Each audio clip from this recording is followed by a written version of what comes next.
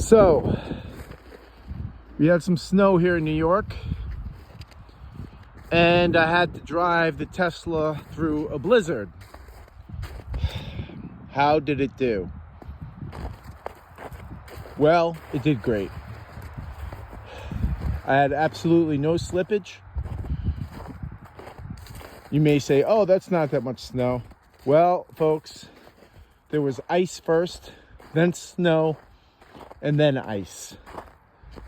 So, would I recommend the Model 3 Tesla 2025 for cities or locations with a lot of snow? Absolutely.